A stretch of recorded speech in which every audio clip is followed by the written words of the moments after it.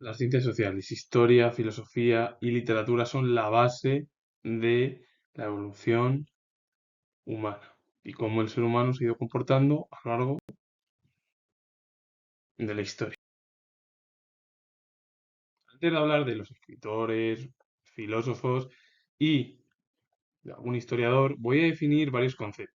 El pragmatismo americano implica atención a lo que nos rodea sin generar separaciones entre sensibilidad y razón o entre pensamiento y emoción, lo cual hace que los asuntos de la ciencia y del conocimiento no se den ajenos a las acciones democráticas entre los individuos activos y sus colectivos. El pragmatismo americano, el objetivo es unir el mundo sensible y el mundo ininteligible, es decir, unir los dos mundos y no que vayan por separado.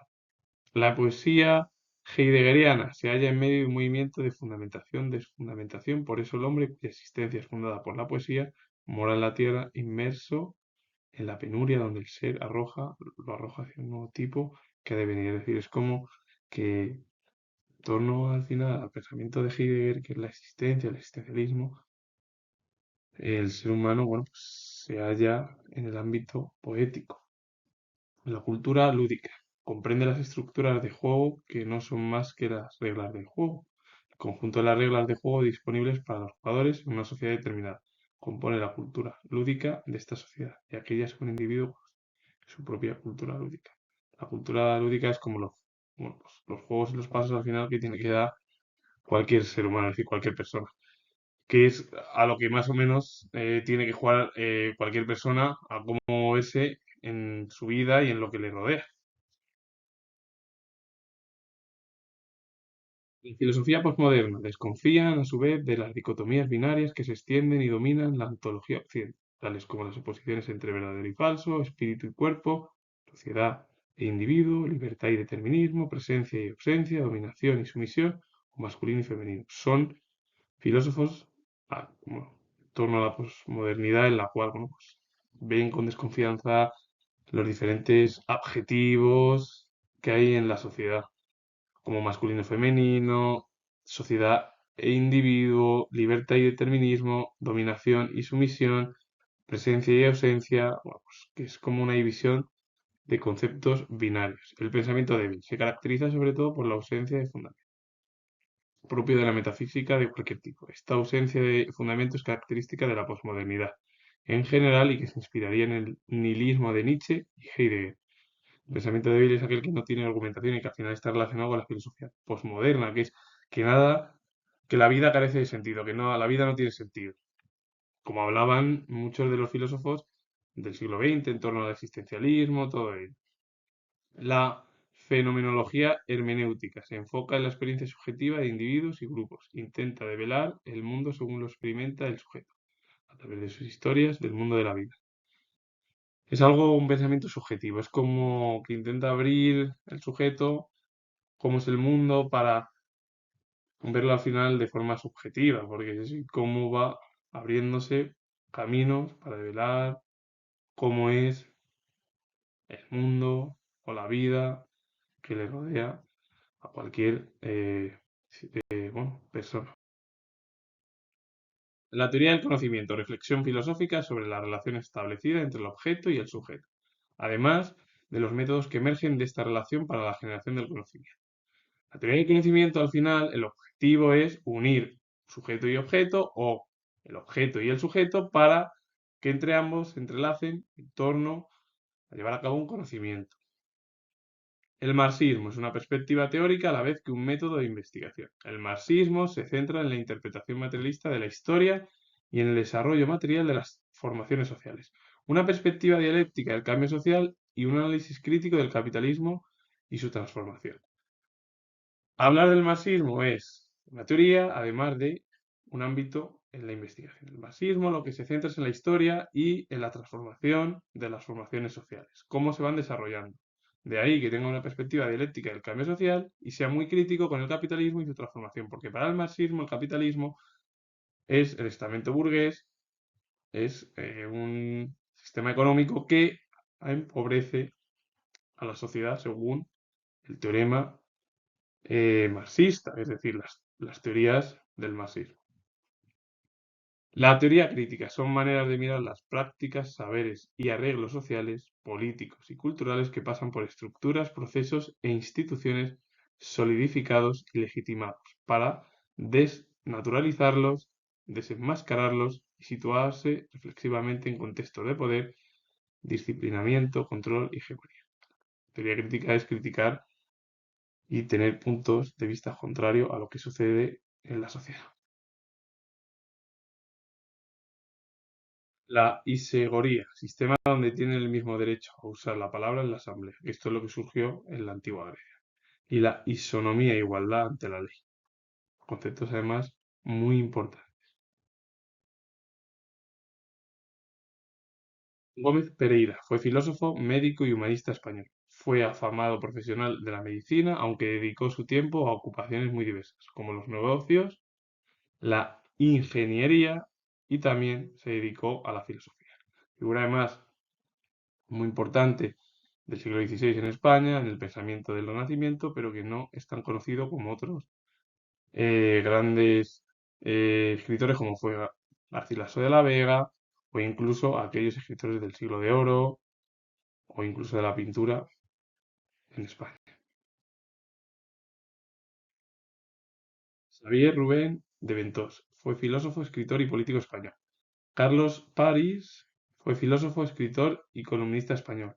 En su juventud tuvo una ideología falangista que cambió hacia posiciones de izquierdas. La obra de Carlos París, El animal cultural, biología y cultura en la realidad humana, 1994. Jacobo Muñoz fue filósofo y traductor español. Sus líneas de investigación son la teoría del conocimiento, el marxismo y la teoría crítica, así como la filosofía contemporánea. Jesús Mosterín fue filósofo, antropólogo y matemático español, cuyas aportaciones abarcan un amplio espectro del pensamiento contemporáneo. Sus reflexiones se sitúan entre la filosofía y la ciencia, que según él siempre fueron simbióticas. La obra de Mosterín, La naturaleza humana, de 2006. Javier Murguez fue filósofo español, se dedicó a la docencia universitaria, fue discípulo de los filósofos destacados como López Aranguren y Ferrater Mora, y en 1990 fundó la revista de Filosofía Moral y la Política Isegoría. La obra de Murgueza, La razón sin esperanza, 7 trabajos y un problema de ética, de 1977.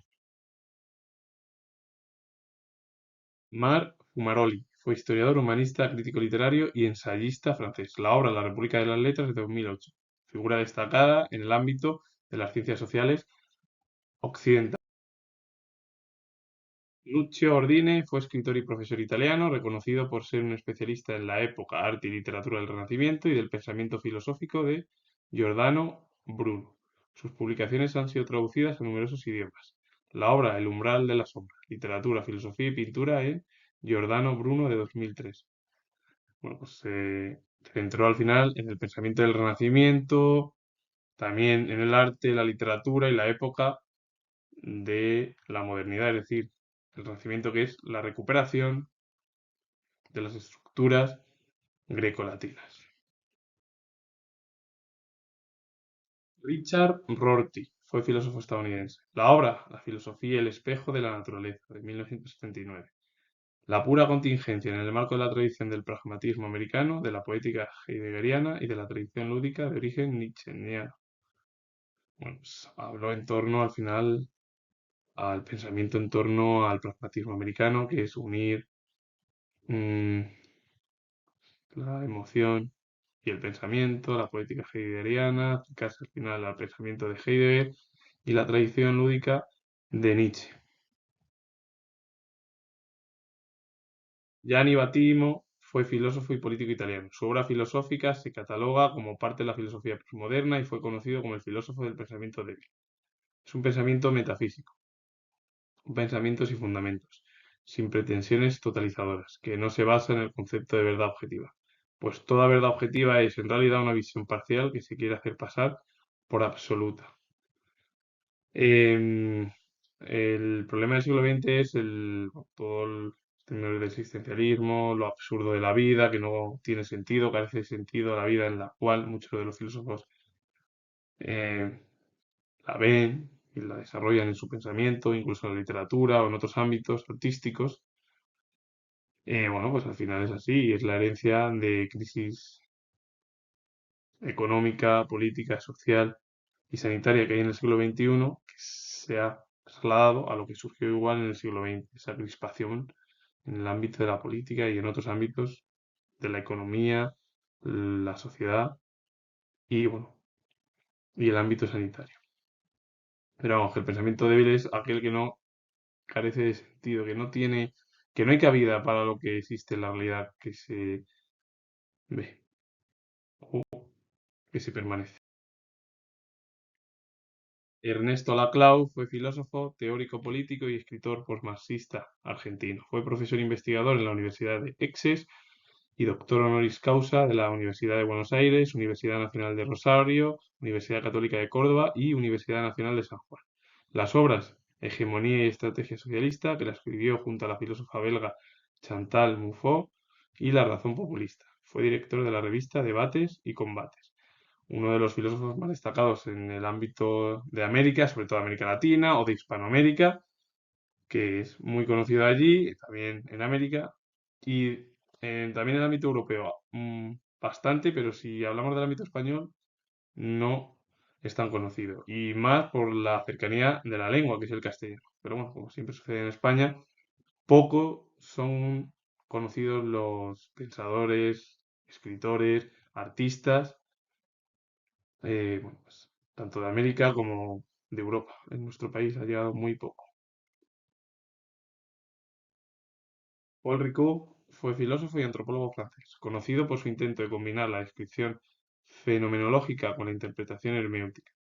Su pensamiento se ubica en la misma tradición que otros notables fenomenólogos hermenéuticos, como Husserl y Gadames. La obra de Ricoeur, La memoria, la historia y el olvido, del año 2000, piensa que la tradición filosófica solo puede seguir viva en tanto y en cuanto sobre ella se realice una reapropiación creadora, una innovación de sentido. La historia de la filosofía debe ser revisitada continuamente. Para él y la gran mayoría de los pensadores, historiadores, escritores y artistas, lo que dicen es que la historia hay que revivirla, es decir, volverla a que tenga pues vida, que se abra camino, ser crítico con la sociedad, que es como que hay que revisitarla de forma continua porque el ámbito social es importantísimo, porque si no no se puede comprender la historia de la humanidad. José María Valverde fue filósofo, poeta, crítico literario, historiador de ideas, traductor y catedrático español. Obras: Historia de la literatura universal, desde los inicios hasta el barroco, e Historia de la literatura universal, desde el barroco hasta nuestros días. Es decir, las dos obras al final es la literatura desde los comienzos, la primera parte, y la segunda parte es desde el barroco hasta nuestros días. Es decir, la primera parte de la historia de la literatura universal, desde los comienzos hasta el barroco, que es la primera parte de su obra. Y la segunda parte es la historia de la literatura universal desde el barroco hasta hoy, hasta la actualidad. Lo que habla el filósofo José María Valverde. Manuel Sacristán fue filósofo español que introdujo el marxismo en España. Alfredo de Año fue filósofo y lógico español. Ejerció como profesor en la Universidad Autónoma de Madrid.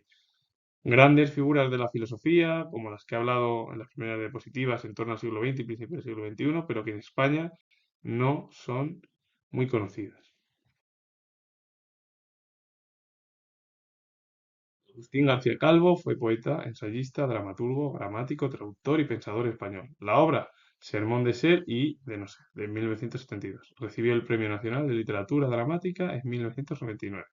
Y Manuel Garrido, que fue autor español. García Calvo es uno de los desconocidos. También dejó un legado muy importante en literatura, pero en España o a la mayoría de la población no lo conoce. Fue de los escritores más recientes de la literatura de nuestro país. García Calvo. Bolívar Echevarría fue filósofo ecuatoriano y naturalizado mexicano. Fue profesor emérito de la Facultad de Filosofía y Letras en la Universidad Nacional Autónoma de México. Reflexionó sobre el concepto de cultura en los debates contemporáneos en América Latina, en torno al pensamiento reflexionar en torno a la cultura en los debates contemporáneos de su región, de América o América del Sur. Esteban Echevarría fue escritor y poeta argentino. Introdujo el romanticismo en su país y pertenecía a la generación del 37. La obra Dogma socialista de 1873, La cautiva de 1867 y El matadero de 1871. Escritor muy importante en lengua hispana. Y con ello finalizo. Comento que soy historiador y si os ha gustado este vídeo relacionado con las ciencias sociales y la evolución, darle a like, suscribiros y comentar. Y lo repito otra vez, soy historiador. Así que os mando saludos. Adiós.